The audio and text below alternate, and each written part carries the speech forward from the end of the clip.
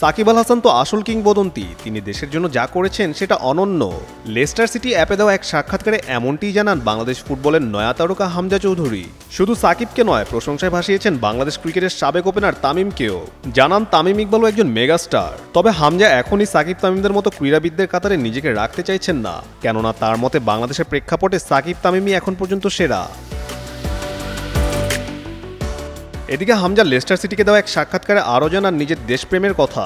বাংলাদেশের পতাকার নিচে খেলতে পেরে নিজেকে ভাগ্যবান মনে করেন হামজা চৌধুরী। জীবনে অনেক কিছু পাওয়া সত্ত্বেও বাংলাদেশের শেকড়ের সঙ্গে নিজের সংযোগটাই যেন সবচেয়ে বেশি গর্বিত করে। তার মতে বাংলাদেশ শুধু একটি দেশ নয়, এটা উদার মনের মানুষের প্রতীক, যারা অন্যের সাফল্যে আনন্দ খুঁজে পায়। 2024 সালের শেষ দিকে দেশের প্রতিনিধিত্বের সিদ্ধান্ত নেওয়ার পর থেকেই হামজাকে আপন করে নিয়েছে দেশের মানুষ। প্রথমবার আন্তর্জাতিক ফুটবলার হিসেবে বাংলাদেশ সফরে এসে যেন স্বপ্নের ভিতর ঢুকে পড়েছিলেন তিনি।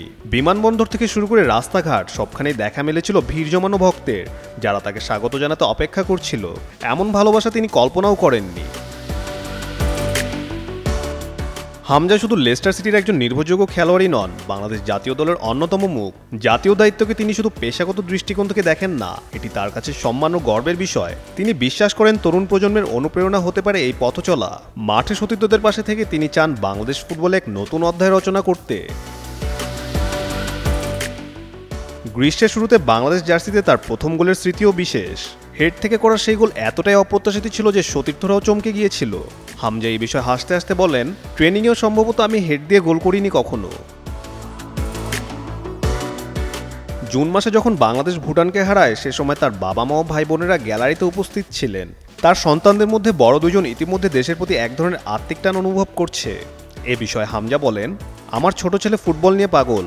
আমি বাসায় ফিরেই দেখি সে পুরো ম্যাচ দেখছে, আর মেয়েটি ফুটবলের চেয়ে আঁকাআঁকিতে বেশি আগ্রহী। বাংলাদেশের মানুষ কিভাবে আপনজনকে আপন করে নেয় সে বিষয়টি নিয়ে মুগ্ধতা প্রকাশ করেছেন হামজা। তার মতে দেশের মানুষের ভালোবাসা এবং আন্তরিকতাই আলাদা করে তোলে বাংলাদেশকে।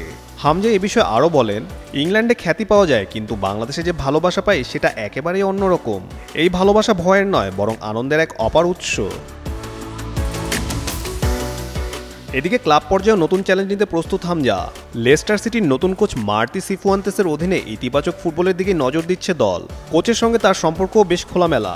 এই বিষয়ে হামজা বলেন, তিনি সোজাসাপটা কথা বলেন, সততা আর দায়িত্ববোধে বিশ্বাসী, যা খেলোয়াড়দের জন্য অনেক গুরুত্বপূর্ণ মনে করেন হামজা।